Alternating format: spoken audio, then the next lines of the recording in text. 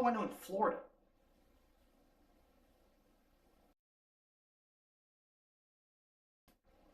Didn't he just reboot this thing?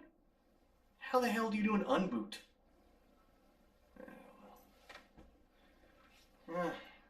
Guess I can watch the original for a little while.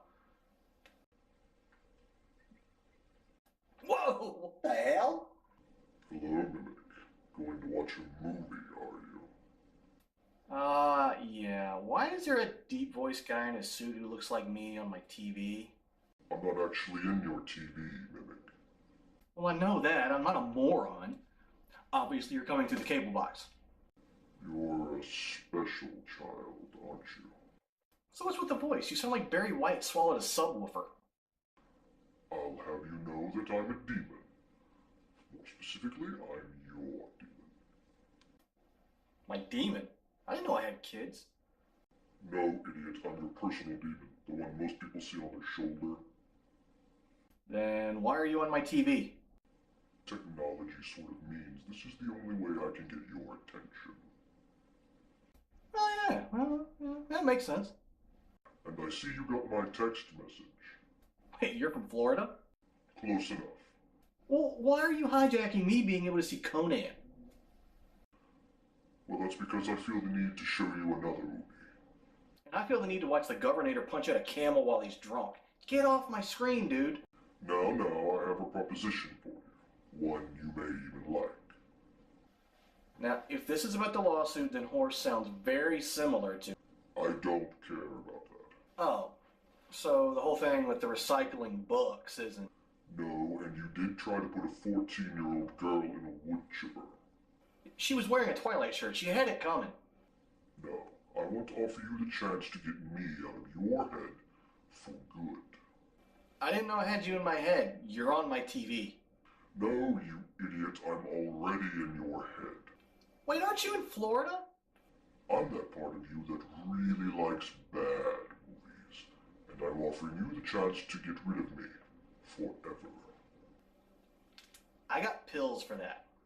And if you could spend that money elsewhere? Huh. So what's the catch? I don't play the fiddle. Nothing quite so down home, I'm afraid. I want to show you a movie that you may consider bad. And if you like nothing about it, I go away for good. What's the catch? No catch, just you and me, watch a movie, and if you hate it, I go away forever. Oh. So what movie? You have to agree before I tell you. Okay, fine. But only because these pills are expensive. No, because I'm going to make this easy for you just this once. I'm going to show you a movie with one of your favorite characters. Tom Jane? No, stupid, I mean Conan. But I like those movies. No, Mimic. This is the 2011 Conan with Jason Momoa. Oh, I knew there was a catch. Hello, demon. Fine, let's get this over with. So, remind me, who is Conan exactly? Conan the Barbarian is arguably the very first badass action hero of the 20th century. I mean, Robert E. Howard created the character in 1932 for Weird Tales, a pulp magazine at the time, where he would stand next to publications of H.P. Lovecraft, for the love of God. And if you're going to have your character in the same magazines as the Cthulhu mythos, you've got to be a badass. And between then and now, there's been over 50 novels and hundreds of comics. It runs the range between Howard's original works, 14 other authors, and countless other comic writers expanding the world of Hyboria. His most notable appearance, to most people actually, was the 1982 movie Conan the Barbarian. You know, starring Arnold Schwarzenegger. And while this may be an introduction to a lot of people to Conan, it really wasn't true to the notoriously loose story that even the novels and comics went by. But it did feature themes that accurately reflected the nature of the character himself, if a little polished for 1980s audiences. Still, it was a success that spawned, well, a god-awful sequel more akin to a 4th edition Dungeons & Dragons module than an actual Conan story, but it did introduce the character to a wider audience and has allowed it to progress further than the novels and comics. But is the reboot worth watching? Well, that's what I've been shoehorned into finding out, I guess, so here's Conan the Barbarian.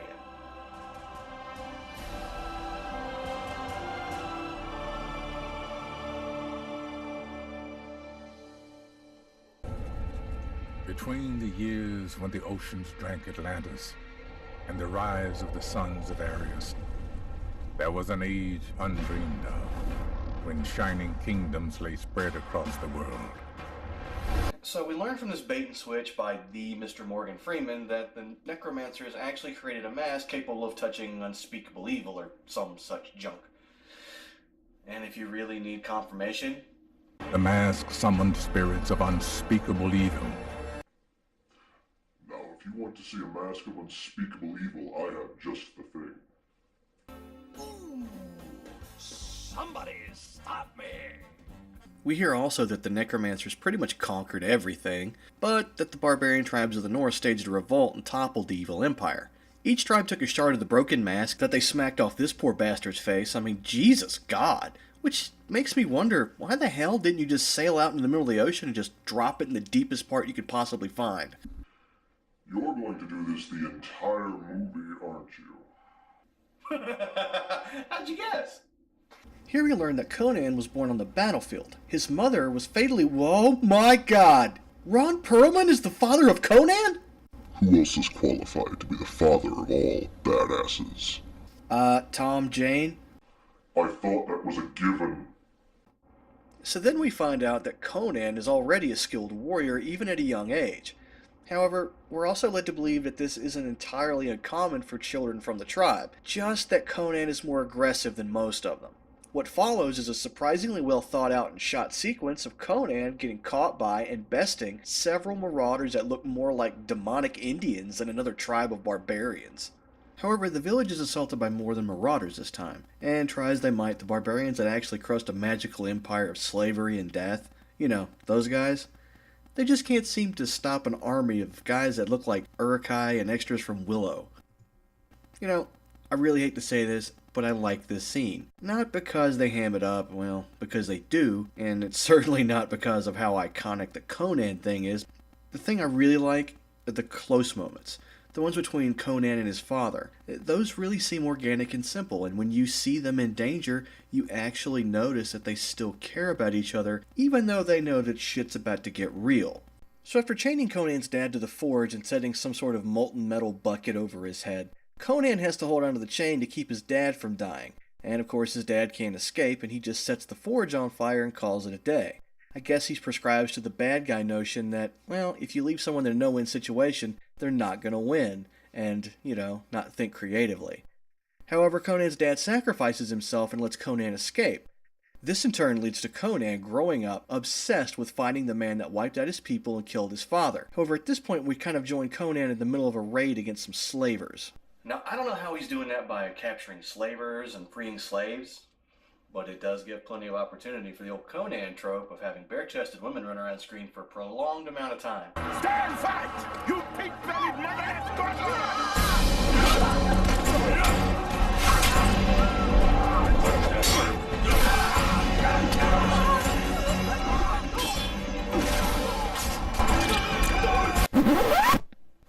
Moving on. And so what does our hero do with his recently freed slaves? Stuff that really doesn't matter. Oh, and then we meet a character who also really doesn't matter. So, Conan intentionally gets himself captured, and after some persuasion, holy shit! Is that even a thing?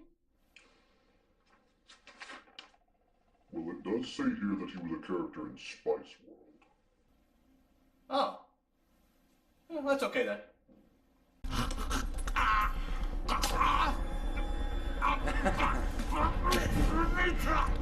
What are you doing? Don't think you are deal!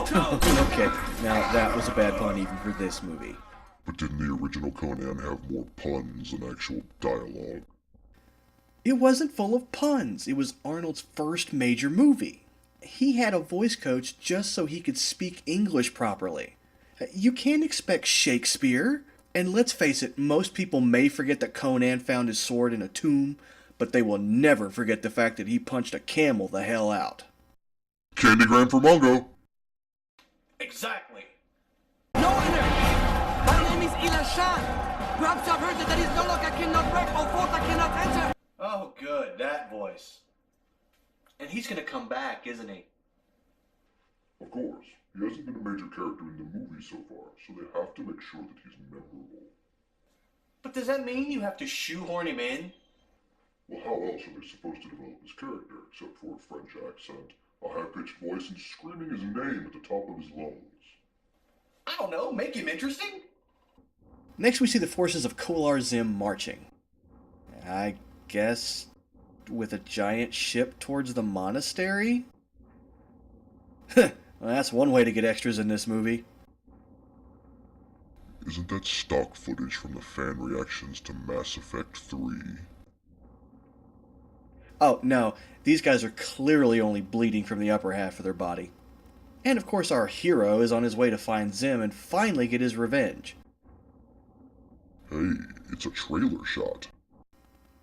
So Zim decides to assault a mountain monastery with a pirate ship? It's the last thing they'd expect.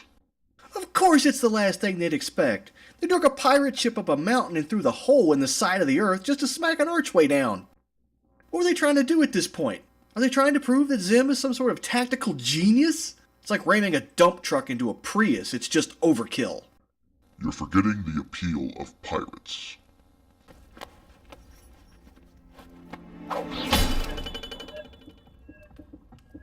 That's different.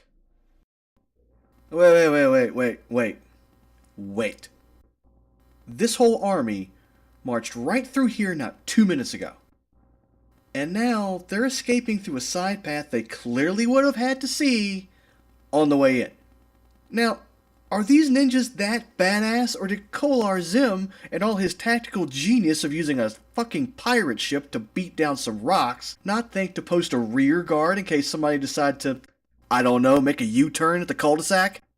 But the ship. I'm not even going to ask questions about how they got that ship through that hole. I just want to know why they didn't have someone stationed in their rear in case someone decided to, I don't know, run out. That's not even a back exit, for the love of God. Now look, there are only so many opportunities for a chase scene in a fantasy movie. And really, are you going to knock them for trying? Well, yeah. I mean, if you want to have a chase scene, that's fine, but it should be explained better. Here you're just forcing it. Come on. You have a group of pseudo-raider, warrior, orc-looking guys versus ninja monks. Not to mention Conan is in the middle of it. And isn't that just awesome? Yeah, wouldn't it have been better if it exploded? Oh wow. With a huge fireball. Yeah, sure. And maybe a track shot of the fire and the smoke in the distance so we can see the effects. Okay, buddy, whatever you say. And then maybe we could show her lose some of the white things she has on and show some of her. Are you the spawn of Michael Bay? So after all the monks are dead and Conan really only has a couple of guys still chasing him, the monk lady goes down for a trick that this guy must have just made up on the fly. Candy ground for Bongo! Oh wow, Rose McGowan has really let herself go after Charmed. You watched Charmed? Nah, with the sound on. So here we find out that Kolar Zim's wife was a sorceress who was hunted and killed for some reason. I assume she was married to this guy and had Rose McGowan, so obviously she's just batshit crazy. But she's probably responsible for everything from mass genocide to kicking puppies. Well, that's fine because we sort of see the family she left behind, even if scarred from the events, but I can't help feel that this was the movie we should have seen. What do you mean? Well, this is a solid plot. A woman is found and killed for practicing magic, and her husband and daughter raise an army to exact revenge. Now, it takes more than a good idea to make a good movie, or I might not have a migraine right now, but that sounds much better than... And he's drooling on himself. I don't know why I bother. You went full retard, man. Never go full retard. So after killing everybody else and taking the orc guy hostage, Conan has a discussion with the monk girl to basically tell her she's an uppity bitch. Okay, so maybe that's not the gist of it. Maybe he just tells her that he's going to use her to bring Zim to him. But still, it's the first very smart idea he's had the entire movie. My people have never been conquered by anyone the likes of you, and I'm not about... Oh. What? Quiet. And there's the second. Now, I can't tell you how many times I've wanted to do that to people I've been forced to spend time with. Family gatherings can be brutal, right? Actually, I meant when I worked at Walmart. And despite the efforts of Conan and his magical gag, we're still subjected to more exposition. At least here we're told about the plan between Zim and his daughter. Apparently they want to fill the mask with the blood of the monk girl, which will help Zim bring his wife back from the grave. And apparently that ship is more useless than we thought because there's no mirror on board. She does look kind of creepy. Kind of. She looks like she just walked out of a My Chemical Romance concert. Well, when Conan talks to the captured orc-looking guy, he actually does something that's, okay, it's kind of cool. String him up to a tree and use a red-hot poker to interrogate him? No, God! What is wrong with you? It worked in The Punisher. Tom Jane can do whatever he wants. You leave him out of this. No, instead he straps into a boulder, shoves a message in his mouth, and launches his ass at the bad guy with a fucking catapult. And the thing I love here is the way you track his face as he's flying, and you can see the exact moment when he realizes he's completely fucked.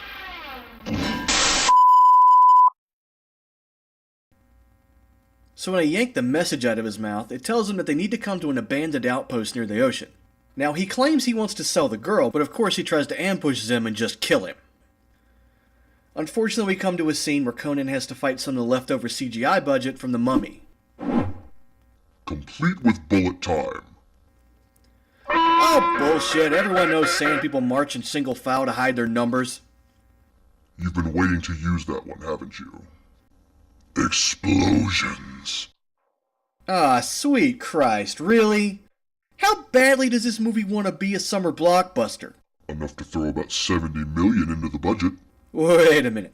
With that kind of budget, they made those worthless mummy things and then sealed the scene with an explosion ripped right out of a Tom Cruise movie? What the hell did they spend all the money on? Only the barbarian tribes were left to rise up against them. Well spent, movie. Well spent. As for his manners, You look like a harlot. Yes, and apparently I'm the only woman you've ever met who isn't one. Here we got some badly contrived reason as to why Conan is appealing to this chick. Look, I'm not even going to pretend to have all the information here. Usually monks would have vows against the next scene I just can't show you. Let's just say it's as gratuitous a sex scene as you're ever going to get outside of an X rating or 300. But it furthers the plot. How is this movie supposed to progress if you don't further the plot? Since when does this movie have a plot? And now the monk's just going to leave Conan in the cave, laying on the hay while she runs back toward the ship all by herself. Now, I hate to be the guy to stomp all over this. No, you don't. But wouldn't it make more sense for Conan just to escort her back? Or maybe since they started this love scene at 100 yards from the ship, why didn't they go back to the captain's quarters and just spend the night there? We've already established her importance to Conan and that she knows she's being hunted by an entire army of bloodthirsty orc people who want nothing more than to use her to summon some undead sorceress. Would it really be out of bounds for them to, I don't know, take a few precautions? Well, we have to advance the plot somehow. She needs to be captured so there's a sense of urgency, and to make things more personal to Conan for the sake of the story. They killed his father, his people, everyone he's ever known. He's thrown himself against sand demons, crazy witches, two sword-wielding assholes, and orc people, and never once thought about the consequences, and you're telling me that he needs a captured woman to have any kind of urgency. Do you have any kind of idea how stupid that sounds? Well, maybe they just had a thing for women being tied up. Now that I believe.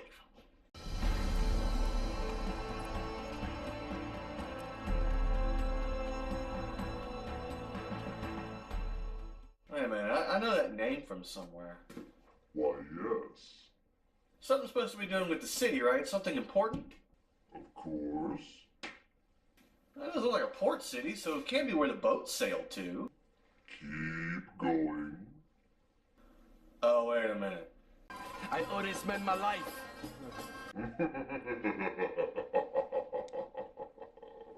Oh, come on! You knew he'd be back. They even gave him a name and named his city. This is not a D&D game. You don't go pick up a random thief to go save a princess in a dark castle. The tropes are kind of funny, but do they really belong in this movie? How else is he supposed to get the girl back? Zim has a whole army and he can't very well storm the place on his own. Well, maybe it's not so bad. Maybe he'll become a very dependable person. Even join his crew. We have an entirely open cannon to play with, and it's very possible. Oh, suddenly you're attacked by a tentacle lurking in the murky water all around you. Roll initiative. Now you're just being an ass. Next, we cut to Rose McGowan talking about draining souls, but this may explain why I feel like this movie's trying to suck my soul out. Gingers don't have souls.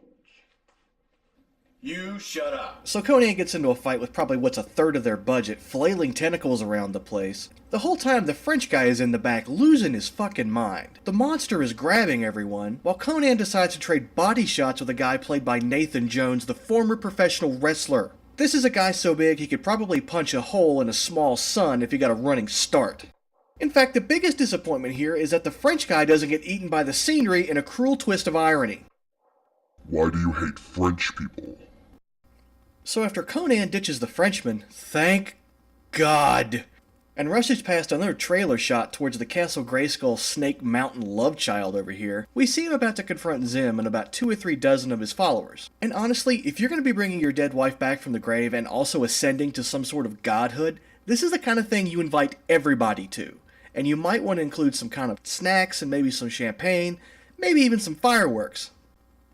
Instead, the tactical fucking genius of Kolar Zim, the same guy that drug a pirate ship inland through Erebor just to knock over a couple of rocks, and then has the audacity not to guard the rear exit as the monks try to, I don't know, run away from the slaughter, decides, I don't think I need to bring any guards, I'll bring a bunch of these pussies in robes. Which, that couldn't be inviting to anybody, possibly. At all. Ever. Right? Okay, you do have a point. I know I have a few friends. Well, let me just stop you right there. Conan arrives just in time to steal a monk robe and spy on Zim as he slices open his woman, flips her around, and starts pouring her blood into his mask. And yes, I'm perfectly aware how disturbing that sounds.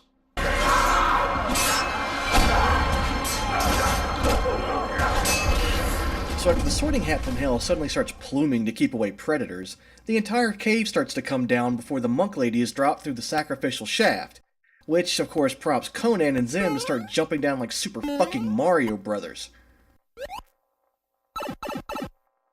After Conan frees the monk lady, we get a few more sword swings before Conan falls onto the most spongy rock in the world. And while Conan tries to scratch an itch on his lower back with the memory foam rock, Rose McGowan is trying to find and kill. Oh, come on, that's bullshit. I was gonna let the Freddy Krueger thing pass, but now you're just trying to piss me off. So after Rose McGowan and the worst monk to ever study Kung Fu wrestle around for a minute or so, Conan appears and throws Frida Krueger around like a rag doll before cutting off her arm and kicking her off a cliff to be impaled on what seems to be the only handrail on this Tim Burton version of Wonderland. It's supposed to be an ancient stronghold of the Necromancer Kingdom of... Nobody asked you. I told you I'd save you. Oh god, the rocks are falling, everyone for themselves. So after Conan runs like Scooby-Doo from a guy in a ghost suit, we see him and Zim have yet another sword fight scene. And this time Conan gets his father's sword back, and once again he just doesn't kill the bad guy. And, God, once again, they run away from him and try to escape. And she doesn't care that he left her to die under a pile of falling rocks. Why are you so critical? Because this movie is making me bleed from the rectum. So after seeing that his bouncing little psycho bitch of joy has finally been removed from this movie, Zim decides to say something that nobody, and I mean nobody, ever could possibly fucking guess. You wanna know what it is? You wanna know what it is?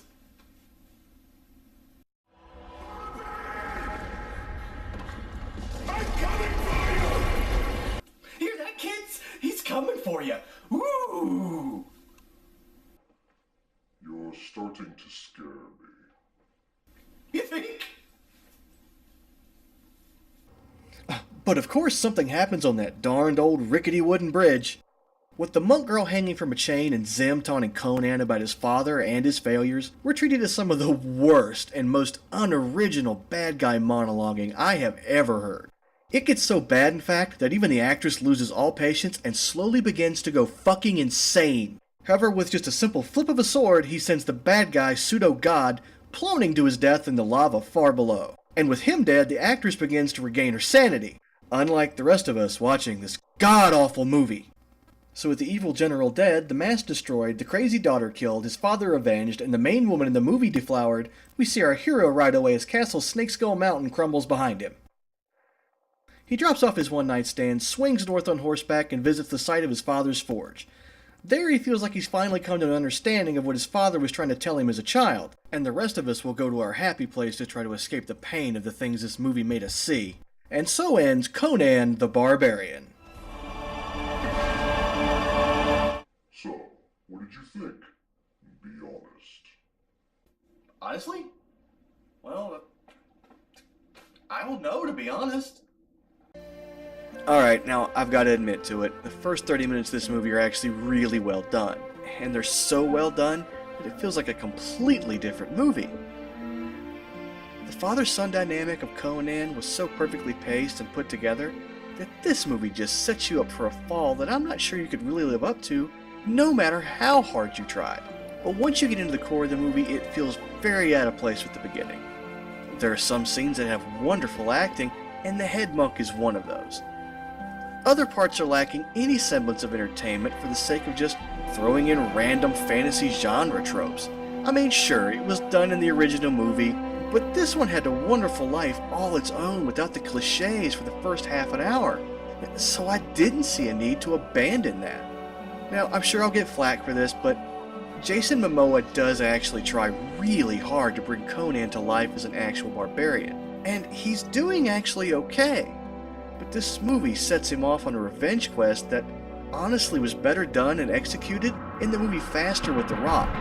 No talking, no need to chew the scenery, just kill them and move on like a juggernaut. However, they seem to want to inject this idea that he's some sort of likable frat boy. Now, I'm sure that's probably so they can have some longevity in the series, but that actually is what killed the series altogether. But is it honestly a bad movie? Well, I guess if you're looking for some dumb fun and you can turn your brains completely off for about 2 hours, it's actually kind of good and watchable. See, now that wasn't so bad, was it? Don't push your luck, Demon Boy. Now come on, you had some fun, right? Okay, I had a little fun. I mean, it could have been. Wait, what do you want? Well, I mean, sort of. I actually have a favor to ask. Go on. Well, I'd like to hang around more. Show you some more movies, maybe even find a few that you really like. It's just you, right? For now. What? For sure. Okay, I suppose that's alright. Might even be a little bit of fun. That's the spirit. Now, go get rid of the pills. Why? Well, it's the closest thing we're going to get to a handshake. Unless you'd like to ram your hand up your nose. Pass!